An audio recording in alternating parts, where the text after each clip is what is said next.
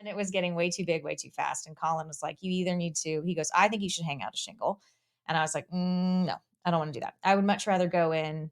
I like the collaborative part of law. Mm-hmm. And I was looking to expand on my skills and abilities. And so I was like, I want to join a firm, an existing firm. Yeah. And so that's what I did. I applied to Hauser in 2019. And when I sent that email in, I didn't even send a cover letter. I was so convinced that I was woefully unqualified for this job that I was like, well, we'll see. He called me 30 minutes later and said, I'd like to bring you in for an interview. Hell yeah. Yeah. And so I was like, okay. And then by my second interview, he said, I want you to pick an office space. You pick where you want in Colleyville. You already have the client base and you'll be close to your family, because he's a family man too. And he understands that work-life balance is huge. And so he said, I want you near your family. I want you near your kids. And I want you to be near your client base because you will be successful in that way. What the hell's going on out here? All right. So welcome back, everybody. I am Dr. James Taylor, as always. Another episode of Fueled by Spite. And as usual, like, share, follow. Today, we have Candace Sandifer, Esquire. Have you ever used Esquire? No. Did Tamika tell you of James Taylor, Sir James Taylor, Esquire? Does that moniker mean anything to you? No. Well, like the singer? Close. The podcast host in front of you / chiropractor extraordinaire, real estate mogul to be devilishly handsome, tall, dark stranger. Right. If you will. Right. No, I don't know many attorneys who actually use Esquire anymore, unless they're like joking. Fair. You know, I mean, you could put it behind your name so people know that you have, I guess, a law degree, but it's one of these things where you have a JD or you are a licensed attorney. So what's the difference between a lawyer and an attorney? Colloquially, a lawyer has a law degree, an attorney has a license to practice. Can you have one without the other? Can you have a license to practice? But not without a law degree. Yeah. But you can have a law degree and not practice. So most people will put comma JD after their name if they're working in banking or real estate or whatever. So people know that, hey, I have a law degree or I went to law school. I'm not currently practicing, because in some cases you can't ethically practice and provide advice on conflicts and blah, blah, blah. So you can have one without the other. Over that whole ethics and lawyers joke. Yeah. Go on. It's way too easy. Yeah, I know, right? It's low hanging fruit. Yeah. So there is kind of a difference. I don't know if that's the real actual truth, but that we always joke that lawyers can be attorneys, and attorneys can be lawyers, but lawyers, if they're not practicing, can't call themselves attorneys. I was not aware of that. I'm sure you're well aware that Tamika and I have two very good friends who are attorneys. Yeah. One of them had a previous episode. There's a lot of talk in it about pig semen. It's Minnesota law, so it's whatever goes on with there. Hey, maybe that's different in Minnesota. That's right. I don't know. The jurisdiction on pig semen is far-reaching and very gray. So you can go back, listeners, go back, check that out. Michael Schatz, Esquire. I love it. Right? I'm gonna check it out. Real quick, relatively speaking. Give me your origin story. Why are you sitting in front of me right now? My origin story. Okay, so let's see. Well, I'm sitting in front of you right now because we're friends, and met your amazing Bold wife. Claim. Hey, she's confident. Yeah, fair. I met your wife. Gosh, I guess it's 4 years ago now in the chamber, and it was the first meeting we had ever met. I say together. this with all the love in the world. It's only been 4 years that we've known each other. Only been 4 years. I know. Feels like 4 minutes underwater, right? So yeah, we went to a networking event together, and we had, I think, seen each other at one other event. We left that networking event with them asking us to co-chair it together. And that was that. Oh, damn. Yeah. And we did. We said, yeah. I said, I'll do it if Tamika does it. She said, I'll do it if Candace does it. And then that was it. We ran that. Was that wow? Wow. Ran it through the pandemic, got our ladies through, which was great. And then now, of course, one of my best friends ever and love her, and all that good stuff. For me, I went to law school straight out of college. I don't recommend that. I wish I had been, I was so young and stupid. I was 21. And so I was a baby going into law school. I was straight from my dad's house to a little apartment in Washington, D.C., living alone, thinking I was in my own episode of The West Wing, like I was going to absolutely take over the world. And I loved my law school experience, and I have friendships from there that are going to be for my lifetime.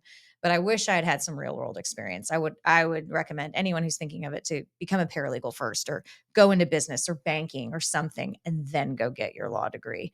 in my opinion. Mm-hmm. So I think I would be a better lawyer if I had some more real world experience, because I went straight from law school into a clerkship, which is a pretty traditional track if you're up in DC, because there's so many law students and so many lawyers.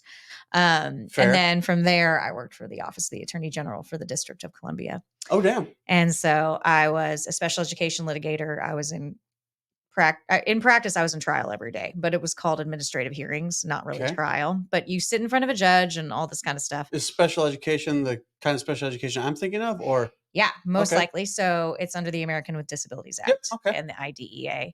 And basically, Washington, D.C. public schools, which is who I represented as a baby lawyer. Let me just be quite clear. And we were absolutely hazed. I was given schools in the far southeast quadrant, schools that did not have heating or air conditioning. And I was the only white woman for miles. So it was a really interesting. Well, first of all, I will tell you, everyone at DC public schools treated me with respect and kindness. I never felt scared in those schools, which was amazing.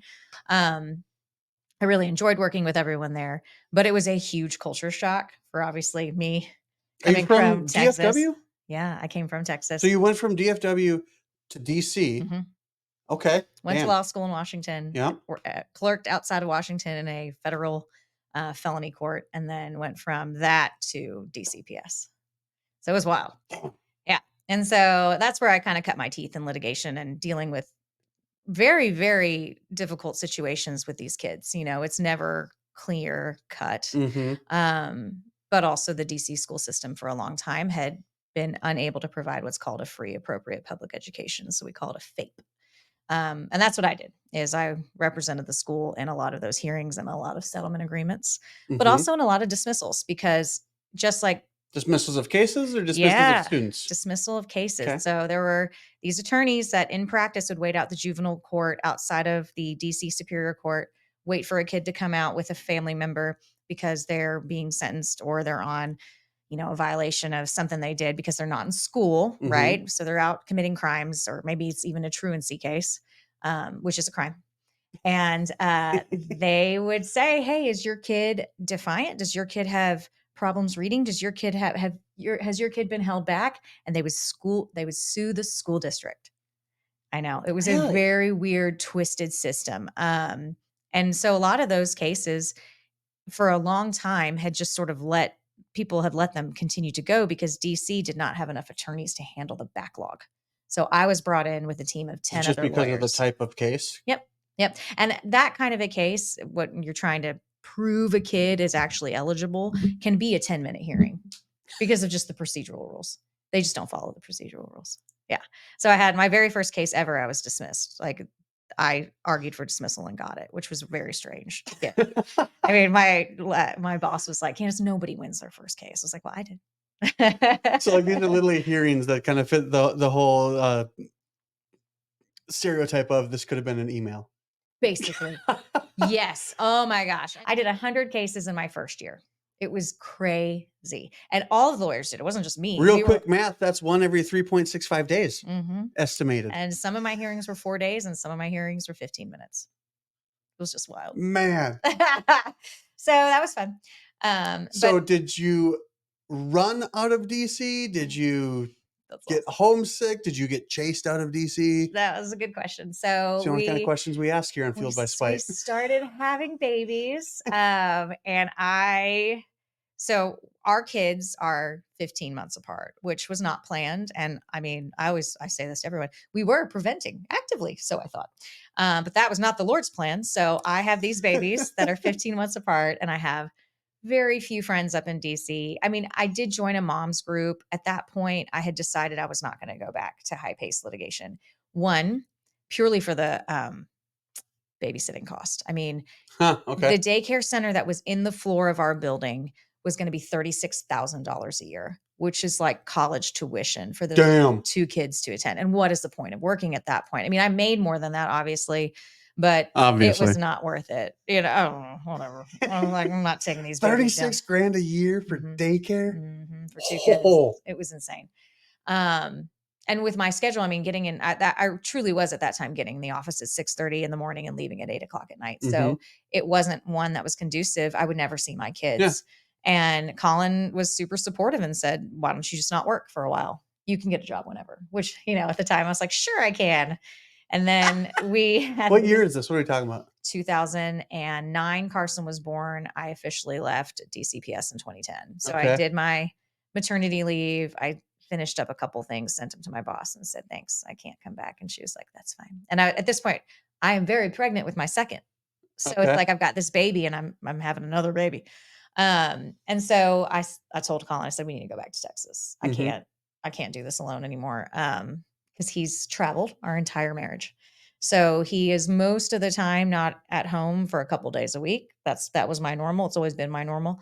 In fact, if he's home too much, it's kind of weird. Because, Fair. we have a whole jive, that Yeah. we do.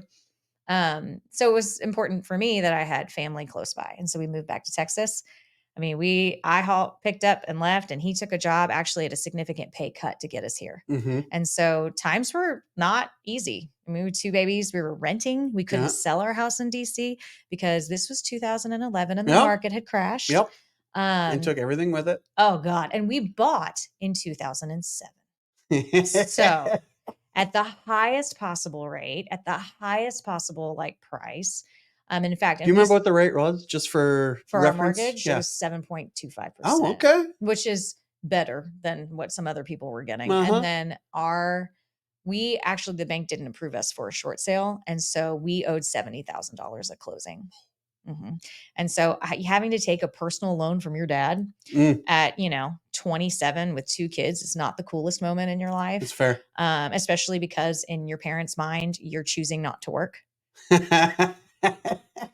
So it was like, wow. I mean, you talk about undergrad and law school, and you're like, and a humbling moment. But I will say, one of the things that I have always thought has absolutely saved us is the fact that Colin and I know he's divisive now, but Colin and I did follow Dave Ramsey, and I paid off law school 18 months after I left. That's cool. And I did not have any tuition assistance in law school. So we got married. I was in law school. Colin quickly adjusted my spending habits because he was like, this is on loan. What are you doing? And then we were able to, because he had a really successful sales year. And then we put 100% of my salary towards loan pay down because we were a 2-income household. We lived really frugally, beans and rice and beans. We paid off $125,000 in 18 months. That's awesome. Yeah. So I think even though I was back with no job and all that, and we owed all this money at close, my dad, I remember telling me, you've demonstrated to me you can be financially responsible. Yep. So, but yeah, personal loan from dad, no fun. Yeah. No fun. Fair enough. But we were able to pay him off, and we were able to save a down payment. And so we bought in Colleyville in 2013. We made it to our house now. Yeah. So for all intents and purposes, we got here the same time. Yeah, I think so, right? That's awesome. Yeah. Yeah. Oh. And you guys came down from Minnesota. Wisconsin, Minnesota. There it is. Yeah. Well, yeah. Correct. That way, north. Canada adjacent. I love it. Canada adjacent. I love it. Yeah. That's awesome. Cool. No, so it came down here. You're working again. When did that start? Okay. So we moved to Colleyville, and I don't remember if it was around the time that Colin was in a car accident. Colin was rear-ended once in Pennsylvania. So he was a road warrior in sales on the road. Fully in his probably company a road car. warrior off the road, but he's gonna be an air warrior, right? So now he flies all the time. And back then he used to drive all the time. And I remember thinking, and this is ironic in what I'm doing now, if he dies, I have no means of caring for these kids. I have no way to have a job because I was not licensed in Texas. I had taken the Maryland bar exam, and I would have had to practice for 5 years to waive in and take what's called the baby bar here. And I did not practice that long. So, I mean, I was like, crap, I got to take this bar exam. So I did right before we moved here, and I passed and got my Texas license on the off chance that I might use it. And then I started really sort of getting involved in judicial political races. So I helped local attorneys run for judge because I've always liked politics. I don't like it anymore, but at the time I was really into it. I hear politics will make you do that. Not like it. You get real burnout real fast. And so I got to meet a ton of people, who were practicing lawyers in that process. And one of the attorneys I met was an estate planner and guardianship and probate attorney who is still absolutely one of my mentors. Her name is Catherine Goodman. She's based out of Fort Worth. And I started to basically teach myself through CLE, buy all the basics. Like you have these will building blocks books and stuff like that. And I would practice on my friends. So, oh my gosh, we're Let's going on pretend our you died. second honeymoon. Yeah. We're leaving the kids for the first time. We need a will. Okay. And then I'd be like, you understand that I'm new at this. So, Uh-huh. I mean, I charged $200.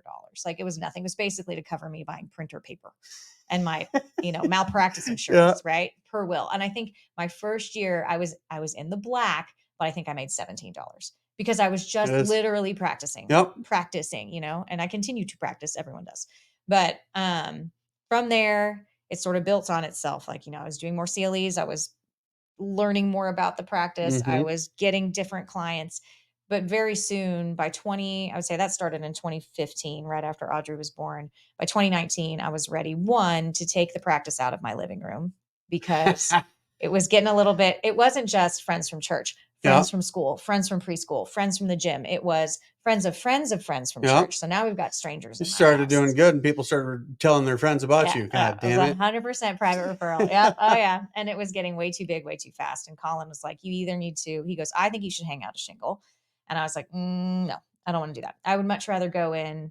I like the collaborative part of law. Mhm. And I was looking to expand on my skills and abilities. And so I was like, I want to join a firm, an existing firm. Yep. And so that's what I did. I applied to Hauser in 2019. And when I sent that email in, I didn't even send a cover letter. I was so convinced that I was woefully unqualified for this job that I was like, well, we'll see. He called me 30 minutes later and said, I'd like to bring you in for an interview. Hell yeah. Yeah. And so I was like, okay. And then by my second interview, he said, I want you to pick an office space. You pick where you want in Colleyville. You already have the client base and you'll be close to your family because he's a family man too. And he understands that work-life balance is huge. And so he said, I want you near your family. I want you near your kids. And I want you to be near your client base because you will be successful in that way. So by the end of 2020, we'd moved out of that office space into a bigger office space already in Southlake. And we have been there now since 2021. We survived a freeze and a water leak explosion. We all Oh, get you guys one. had one too? Copycat. Oh yeah. I mean, up 4.5, Yep. I was there. So it was awful. Watch episode 1 through 5 of Fueled by Spite. Yep. So we got through the floods. We've had some significant changes in the firm, but all have been positive. And so I will have been with the firm, I guess, next year for 5 years. So it's wild how fast that Cool. Yeah. Well, we talked about this a little bit beforehand. And you kind of touched on a couple of examples, but I was wondering if you could tell me about a time basically between, law school and now where you were in a situation of somebody's like, I bet you can't, or bet you won't, or like before the camera hit record, you're a pretty little blonde girl. Yeah. Yeah. We don't have trust or faith in you. Right. So what is interesting is how what has typically been seen for me to be a negative. So when I was brand new in the practice of law, we would joke that people would think I was either the paralegal, the court reporter, or a secretary, or I was someone's intern, right? Because I do have a young face or whatever.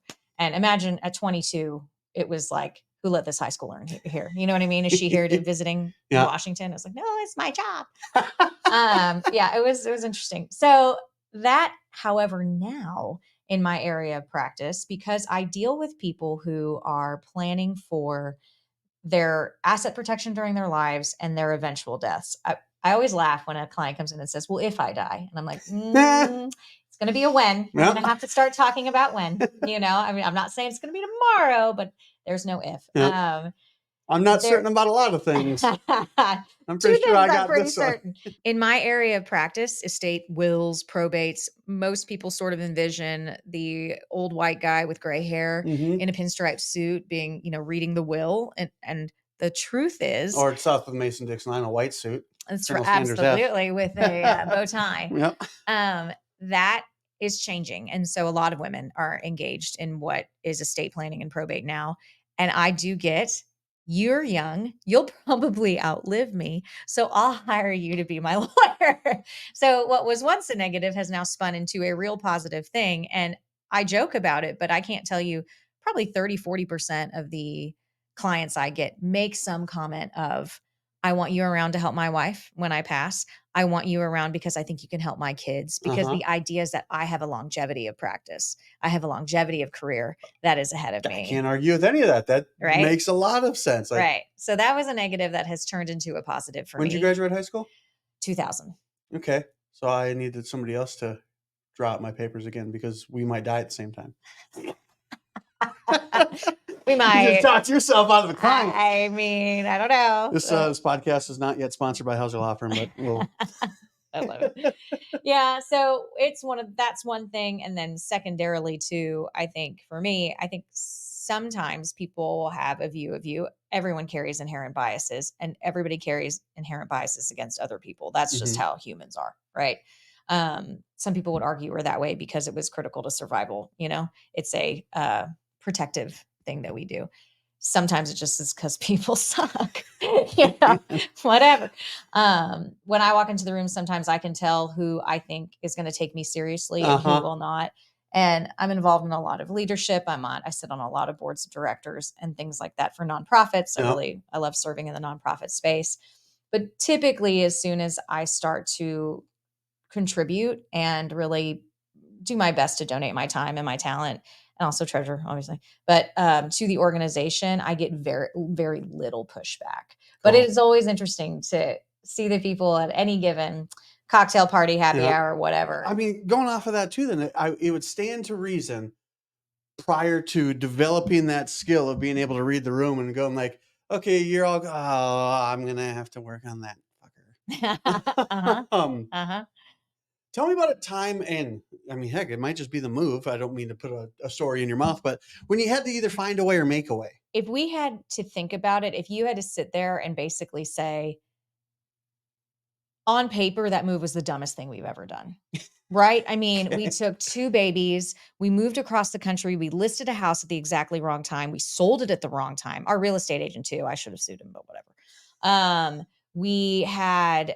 I had no job. I had no license to practice. Colin took a pay cut. I mean, there were more reasons to just stay where we were than not. But still, moving to Texas was the most important thing that we knew we needed for our marriage and for our family. And that trumps everything, because we had to be in a situation where we felt like we would be supported by family. And you have to remember too, at this point in DC, we're paying $4.79 a gallon for gas. We're paying $7-8 for a gallon of milk, and on one income. So that was the biggest leap. And I remember too, we soft landed at my parents' house. That was supposed to be 6 weeks because we thought we were about to have a contract on our house after we sold it. Real estate agents got into a pissing match. Contract fell apart. Buyer lost financing. We sat on the market for months after that. We were supposed to close in July. We didn't close until December of that year. So much money. So what was supposed to be 6 to 8 weeks of us just waiting to land at my parents' house turned into living with them until November, which was not great. And asking dad for a loan. At the end. Oh no, that would come later. That was like the other, to give us the closing. Yeah. Hi, we can finally sell this house, but will you please, loan me 70 some odd grand?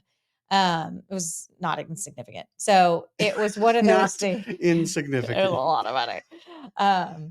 Yeah. And so that was one of those things where it was like, God, and I can't tell you how many times should we just rent the house out in Maryland? We were 16 miles north of Washington, D.C., due north on Georgia Avenue, in a little town called Olney. Okay. Which now that house would be worth tons and tons of money because they finally finished what's called the Intercounty Connector. So it takes significantly less time to get to the city. When I drove down Georgia, it would take me an hour to get to the city. Now it takes about 25 minutes. Oh, damn. Yeah. So, I mean, again, all the wrong times to sell. Yeah. Here we are. And it's so different when we go up there now. I get to go back to DC for a board that I sit on once a year, and I love it. And I haven't been back to Olney, but it's one of my favorite towns ever. It was the Leave It to Beaver neighborhood. Okay. I mean, kids on their bikes, tons of kids in the neighborhood. There were 7 little boys on our street. We had 2 boys. The amount of clothing that would just show up on my doorstep for people who are like, oh, you have babies, and meals and the whole thing. So I don't want to say we weren't supported in Maryland, because I did have really wonderful friends, but it was a flight for my mom to get there. It was a flight for my mother-in-law to get there. And my second pregnancy with Logan had some complications. And so it was expensive to ask parents to come up like that, and help me because I was only, 5 feet tall and I've got a big old baby Still and only holding 5 a feet tall. baby. Yeah. I didn't grow at all. So it was a lot. That was definitely something that you just had to do it. You had to plow through it, even in spite of all the negatives or whatever, and just know that you were going to come out on the other side. But how did you do it with more than just like I know this is going to be fine? Because something tells me like at the time, in the midst of it, you're not like, I know it's going to be fine. I'm just going to keep going. Oh, I can't tell you. That was also 2011 was the summer where we had like 69 days of 110 or 100-degree temperatures. So it was super hot. And so we had 2 little kids. And I remember we were trying to look at houses, and Logan, I'd pull him out of the bucket seat and he'd be soaking with sweat, because it was and we would have to get all appointments done for the day by 11 a.m. 10:15 a.m. It's already 103 degrees outside. So you're also experiencing cabin fever at your parents' house with your own children. So we would take a cocktail out at 11:45 at night because that was when it dipped under 100 to sit on the back porch to have a moment alone and literally talk to each other and say, what are we doing? What are we doing? How are we going to get out of this? Like, I remember my dad turned to Colin and said, I just don't think you have a plan. And it took everything against him to say, well, we don't, sir. So I think what happened was, we don't, sir. Right. We had a sort of put up or shut up moment where it was like, we need to move out. Yep. We need to figure out a way to be in our own home. And so we rented in Valley Ranch right behind the old Cowboys practice facility. And the Cowboys were still practicing there. It was on a white lane. And I remember, it was great for toddler Carson because the Cowboys cheerleaders would practice on the field and you'd hear their music and he'd go running out and like, yeah. It was like boys like girls really young. Yeah. And so he would watch them through the little fence because all the fences have just gates. There's no like privacy fences back there. And but moving out, forcing the issue and spending more money than we probably wanted to got us to a place. Yeah, unfortunately, got us to a place where we were able to get the independence we really needed and the separation we really needed. And through sheer luck, honestly, I think also God's provision, I had an investment. I had put at my dad's recommendation some money into a hospital in Chicago, and the hospital sold. So we got enough money from the sale of that hospital to pay off my dad and to put a down payment on a home in Colleyville. That's awesome. Yeah, that was it. That's how it went. Yeah. And it was a really amazing hospital. Life kind of sucked up there and it came down here and it kind of sucked a little more. Yeah. And then that 6 months turned in, or 6 weeks turned in a few months. So then it sucked a little more, and then I need 70 grand. So it sucked a little more. And then literally you guys like, you and Colin, like, we got to, let's just make this suck a little bit more. Right. You know what? It's really crappy right now. Right. Let's just make it a little bit crappier. Yep. And we could not have done it without the support of my parents. Like, absolutely not. People joke all the time about how this generation is still living at home. Well, I mean, I'm a Zennial, I guess. I'm on the cusp of X and millennial. I always make that differentiation too. Just want people to know. I'm 82. And I could not have done any of this without my parents' support. And it was always a situation where you'll pay us back and blah, blah, blah. But there's just no way it could have been done because we needed a place to live. We needed a place, having that loan to help us close. Cause otherwise the bank would have foreclosed. It just would have been really bad. And so, I don't ever discount the support that we had from my parents to get us through because it was pushing through and all of that, but we had the ability to push through because of them. And that's just the truth. Cool. Thanks, Dad. Yeah, right. Thanks, Dad. Love you. And Mom. She was there too. Yeah. I'll throw a couple of just rapid fire questions at you. Yep. Okay. I didn't give you these beforehand. Give me a person you'd trade places with for a day. Reese Witherspoon. Really? Why? Yeah, absolutely. I love her. I think she's a badass boss. I think she's a phenomenal businesswoman. I think she's a great actress. I think she's got to do things that I've always wanted to do. Like, in my dream world, I would love to have played Legally Blonde or June Cash or whatever. I love to sing. Yeah. And so I sang with the Women's Chorus of Dallas for a couple of years. And it's like my favorite little secret fun thing that I do. I love busting out karaoke on people. And they're like, what? Hell, that might lead into this next one. What's your guilty pleasure? Well, probably karaoke, I would say that. That's a good one. My my nerdiest guilty pleasure is having a gin and tonic and doing a Monday through Tuesday crossword puzzle from the New York Times Will Shorts editions, because Mondays and Tuesdays aren't so hard that I get frustrated and want to throw it against the wall. But I feel like I can knock out one of those in about 10 minutes. Fair. Awesome. Worst advice you've ever gotten? Don't ever invest in real estate. Interesting. And I was Even told with that a everything you lot. went through, I bet you were. And I even now, and I have an investment in Colorado that I'm probably going to have to make a move I don't want to make in the next year on it. I would still invest in real estate. The amount of equity that builds in real estate is really hard to pass up. But my parents are of the generation of the 80s, savings and loan crisis. They lived in California. They sold their house in California to get to Arlington, Texas, which is where I moved in the 4th grade. And I remember my dad always telling me, I made $1. I made $1. And so it was not his thing. You do not invest in real estate. And it's like, man, that's not how I'm going to do it. What's something you wish you were better at? I wish I was real estate investing. Better. Right. Maybe it doesn't run in my thing for me. I wish I was better at adequately assessing risk and not putting myself down and stopping myself from opportunities because I'm too scared. Because I think everything is way too risky. And I wish that I was a little more brave. I think that answer in and of itself kind of just created a freaking loop in my head. Like, I wish I was better at adequately. I wish I was better at being average. Right. I mean, and also I wish I wouldn't put myself down. Right. Correct.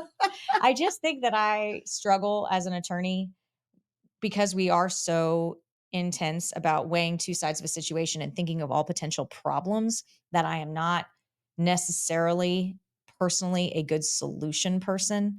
Now, I think my husband would absolutely sit here and be like, what the are you talking about, Candace? Because I'm the more risk tolerant in our relationship,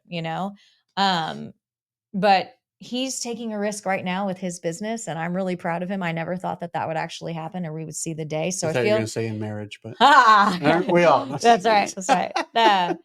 But we're growing. Like it's interesting to see. I think there is something about 40, and 40 was such a transformational year for both of us in so many negative ways that now we're kind of recovering from that year and ready to say, no, this is the next decade of our lives. And this is going to be a good decade, no matter how it started. Best compliment you ever received? And I was brand new out of law school. I went to a training for DCPS for litigators. And it was basically an all day. This is how you actually act in a courtroom, because they don't teach you that in law school. I did moot court, but it's kind of the same. I was on the travel team. So I went all over the nation for the moot court team. So you had a chance they gave you a fact pattern, they gave you information, and you had to cross-examine a witness based on that information. And it was basically a role play thing. Okay. I went up, I crossed the hell out of this woman. There's no other way to put it. And I sat down, and one of the judges said, it is so nice to finally hear from someone who clearly has at least a decade of experience. And I had 0 years of experience. I had been a licensed attorney for 6 weeks. That's awesome. So that was the coolest. I remember sitting down and being like, give me an idea that you think most people get wrong. The idea, it's gonna go back to work. It's gonna be boring. The idea that everything will be handled when I die. It's just not. It's just not. And even if, even the best plans can sometimes go a little haywire because people are involved and people make things difficult. Many times we can do stuff that plans are set in motion and things just go absolutely cut and dry. And that is the best. That is the best possible situation. But if you already know that you have a little bit of a contentious family situation, I'm always shocked at the amount of people who think, well, we're married. Everything goes to her. Doesn't matter that my ex-wife, with whom I have 6 kids, is still around. And you know what I mean? It's like, come on, man. No. My wife is watching this. No, I don't know what you mean. But right, correct. Yeah. I just it's astounding to me how people have such a blind spot towards that, and I think it's because nobody likes to talk about death or think about it. And so they don't want to. And I can't tell you how many people who've come in, had a consultation with me, and ultimately said, yeah, I'll let them figure it out. It's like, wow. last one. What's one question you wish I would have asked you? Do you know what show I've been watching that's really funny? I do not. Okay. It's Barefoot Contessa. Love her. Okay. And it's called Be My Guest. And so she does 5 rapid fire questions at the end of it. And the last one is from James Lipton. And it says, if there is a heaven, what do you want God to say to you when you arrive? And I love that question. Cool. Because I think good job. That's it. I just want to hear good job. Yeah. I was thinking something like, you did all right. You did all right, kid, right? Yeah, like you messed up a lot because we all do, but on the balance, we're letting you in. Well, yeah, right. Get in there. Yeah. I think that's a cool question. I think that's a really neat question. It is. You get to a I lot do of like people that way. I'm going to add that to the list here. There you go. Anything else you're watching, reading, or listening to that you think people should partake? I think everyone should do crossword puzzles because they're good for your brain. Fair. And if you're interested in those, there's also have you heard of this? Probably not. In the New York Times, it's called Connections. It's also a wordplay game. It's like Wordle, but it is 16 words that you have to group together based on how they are similar. So it is the coolest game. And some days are horrifically hard and some days are horrifically easy. Like it is. So try it out. Connections, New York Times. So for our younger listeners, the New York Times is a newspaper. Do you play like on a physical paper? No, it's online. Remember how everybody was playing Wordle?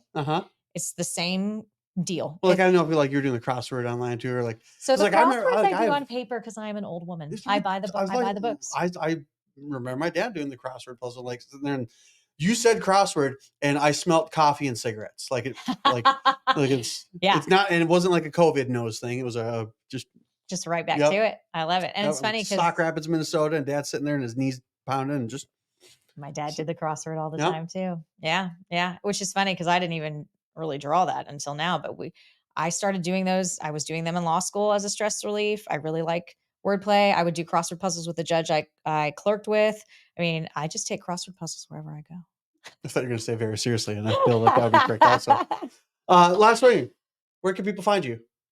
If they plan on dying. If they plan on dying. You're interested in discussing that possibility with me, you can find me at Hauser Firm. So it's hauserfirm.com. Everybody misspells it and puts house firm. So let me remind you of that R. It's a critical R. HOUSERFIRM as in Mary.com. That's me. That is awesome. Candace, I appreciate the time today. This was awesome. As always, like I said, everybody, like, share, subscribe. I don't know if you're aware of this, but out there, it seems like people really only got 2 options. Either they're idiots or they're just uninformed. So at least now people can say they're not uninformed. That's right. So I love it. removed an option. Well, thanks for having me. No This problem. was great. This was a fun time. You guys, again, you will learn more here by accident than elsewhere by design. Right here. Fueled by Spite. Candace Sandifer, Hauser Law Firm. Appreciate you guys.